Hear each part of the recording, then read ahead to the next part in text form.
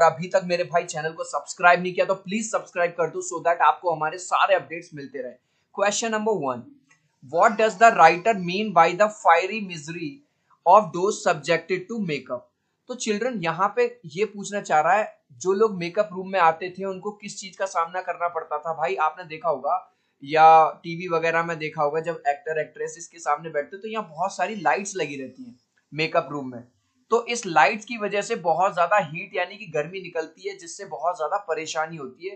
तो इसी बात को वो फायरी मिजरी बोल रहे हैं। तो देखो यहाँ पे, in the makeup room there used to be lots of lights, बहुत सारी लाइट्स होती थी मेकअप रूम में, which produce a lot of heat, जिसकी वजह से बहुत सारी गर्मी निकलती थी, which trouble the actors in the makeup room, और जिसकी वजह से जो एक्टर्स होते थे जिनका मेकअप होता था उनको बहुत ज्यादा परेशानी होती थी।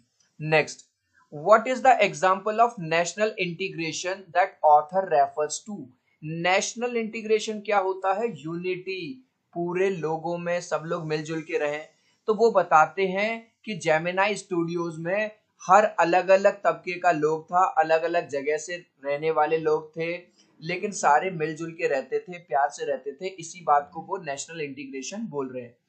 People from different regions and religion, है ना, अलग अलग जगह से और अलग अलग धर्मों के लोग थे जो एक ही डिपार्टमेंट में काम करते थे विदाउट एनी कंफ्लिक्ट, मतलब बिना किसी लड़ाई झगड़े के।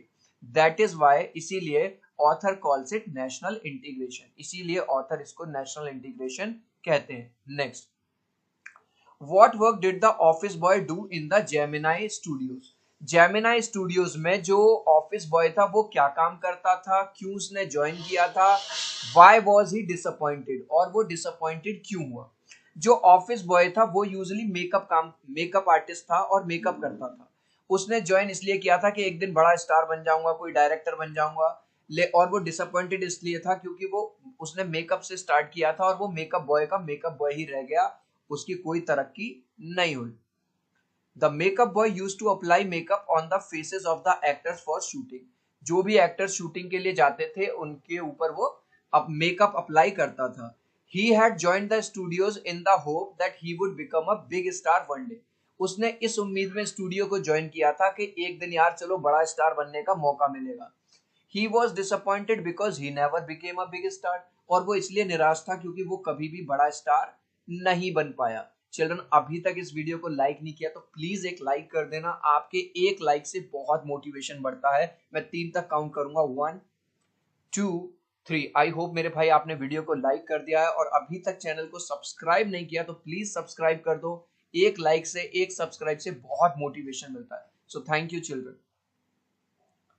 Why did author appear to be doing nothing at the studios। अब जो ऑथर हैं इस चैप्टर के, दूसरे लोग ये क्यों समझते थे कि इन पे तो कोई काम नहीं, क्योंकि ऑथर का केवल एक ही काम था, न्यूज़पेपर की जो कटिंग्स होती थी उनको काट काट के रखना, जो रेलिवेंट डेटा था, और उनको फाइल में लगाना। तो लोगों को लगता था भाई इसके पास तो कोई काम ही नहीं है, बस ये क्या कोई काम है। The author's duty was to cut out newspaper clippings and store them in a file। Author का काम था न्यूज़पेपर की कटिंग्स को, क्लिपिंग्स को फाड़ना और फाइल्स में लगाना। Other people in the studios did not consider this work much important। और दूसरे लोगों को ये कोई खास काम नहीं लगता था। Therefore the author, इसीलिए अब यहाँ पे ये वाली लाइन पूरी मैंने क्वेश्चन से ही उतारी है। Author appeared to be doing nothing in the studios। दूसरे लोगों को लगता था भाई इनका तो कोई काम है ही नहीं। नेक्स्ट क्वेश्चन देखो, Why was the office boy frustrated। अगर हम देखें तो अभी हमने ये वाला ऑलरेडी क्वेश्चन कर लिया है, क्योंकि ऑफिस बॉय मेकअप वो एक बड़ा स्टार बनना चाहता था और वो बड़ा स्टार नहीं बन पाया, इसलिए वो फ्रस्ट्रेटेड रहता था। The office boy had joined the studios in a hope that he would become a big star one day. एक दिन बड़ा स्टार बनूंगा। He was disappointed because he never became a big star, और वो कभी भी बड़ा स्टार नहीं बन पाया, इसलिए वो बहुत ज्यादा फ्रस्ट्रेटेड रहता था। Who did he show his anger on। उसने अपना गुस्सा किस पे निकाला। He showed his anger on Kothamangalam Subbu. उन्होंने अपना गुस्सा मेकअप बॉय ने किसके ऊपर निकाला? कोट मंगलम सुब्बू के ऊपर। Who was Subbu's principal. Subbu के प्रिंसिपल कौन थे? Mister S S Vasan. जो एस एस वासन थे वो सुब्बू के प्रिंसिपल थे। Next, Subbu is described as many sided genius, list 4 of his special abilities.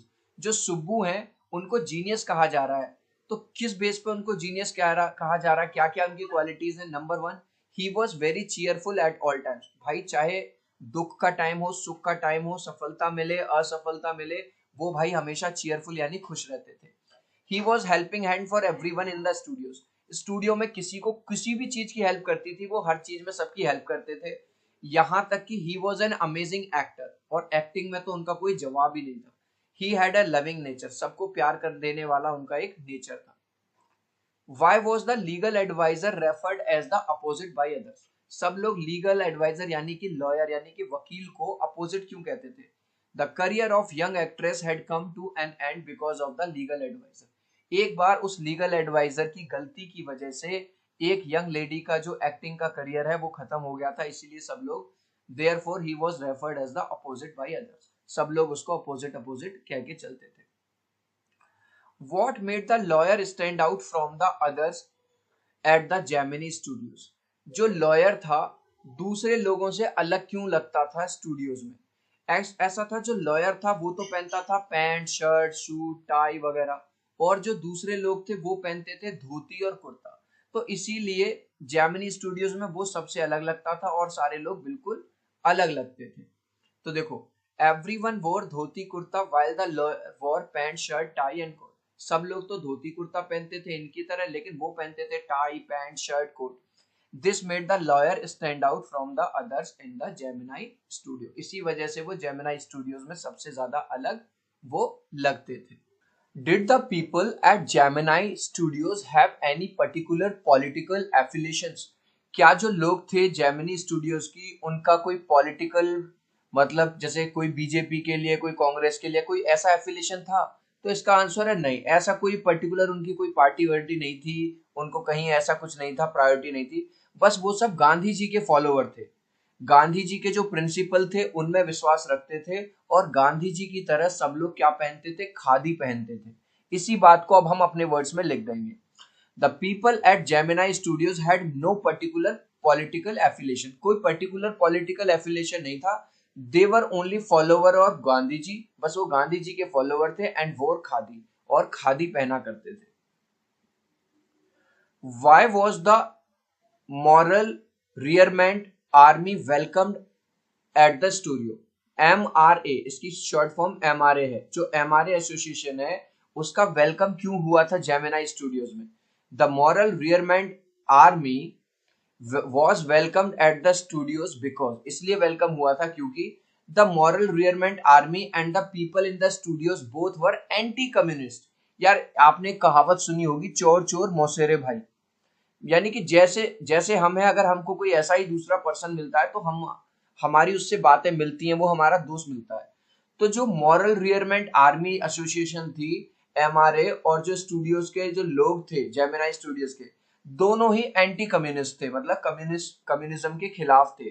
तो इसीलिए भाई इस पार्टी का स्वागत हुआ कहाँ पे? जेमिनाई स्टूडियोज में। Name one example to show that Gemini Studio was influenced by the plays staged by the MRA। एक ऐसा एग्जाम्पल दो जिससे पता चलता हो कि जो जेमिनाई स्टूडियो है वो इन्फ्लुएंस था MRA के प्लेस से। ठीक है, अभी हमने पढ़ा MRA क्या है, तो इस बात को मैं समझाऊंगा इस तरह से। जैसे हॉलीवुड में एक मूवी आई टॉम हैंक्स, जो फॉरेस्ट गम, ठीक है, तो ये मूवी बहुत शानदार रही, बहुत सुपर हिट भी रही। तो इसी का बॉलीवुड ने एक रीमेक वर्जन बनाया लाल सिंह चड्ढा, जो कि यहाँ पे आके फ्लॉप रही। ऐसे ही MRA के जो प्लेस थे वो इतने ज्यादा सुपर हिट हुए कि हमारे जो जेमिनी स्टूडियोज ने जब अपने प्ले निकाले तो उन्होंने कुछ सीन वो ही रखे जो बिल्कुल MRA के सीन में था। तो इस वाली बात से हमको ये पता चलता है कि जो जेमिनी स्टूडियोज के जो लोग थे वो पूरी तरह से इन्फ्लुएंस थे। देखो answer, Gemini studio was influenced by the plays staged by MRA। ये पूरा मैंने क्वेश्चन से ही उतारा है। Because for a few years, कई सालों तक, all Tamil plays featured sunrise and sunset scenario in the style of Jotham Valley. Jotham Valley क्या है? प्ले है MRA वालों का। तो जिस तरह से उस प्ले के अंदर सनराइज, सूरज का उगना और सूरज का छिपना दिखाया गया है, बिल्कुल उसी तरह से जेमिनी स्टूडियोज वालों ने अपने तमिल प्लेज में उसी तरह से सेम डिट्टो सनराइज और सनसेट दिखाया। Who was the boss of Gemini studio? का बॉस कौन था? Gemini studio boss was mister SS Vasan. What caused the lack of communication between the Englishman and the people at Gemini Studio?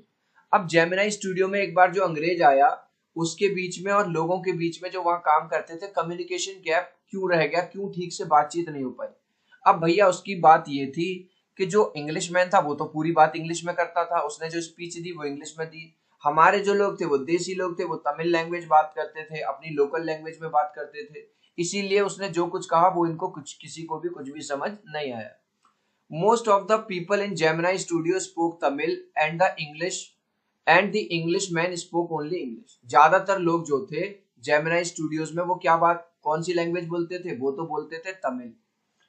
और English man जो आए, अंग्रेज भाई साहब जो आए, उन्होंने केवल इंग्लिश बोली। This cause the lack of communication, इसी वजह से कम्युनिकेशन हो नहीं पाया between the Englishman and the people at the Gemini studio. उनको समझ ही नहीं आया कि भाई अगला क्या क्या रहा है। Why is the Englishman visit referred to as the unexplained mystery?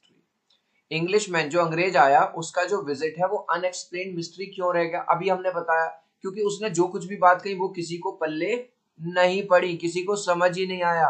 The Englishman's visit is referred to as unexplained mystery because he gave speech in English, क्योंकि उसने पूरा स्पीच इंग्लिश में दिया था and no one understood it, किसी ने समझा ही नहीं, किसी को समझ ही नहीं आया। Who was the English visitor to the studio? English visitor जो स्टूडियोज में आया था उसका नाम क्या था? Stephen Spender. An Englishman was the English वो था विजिटर।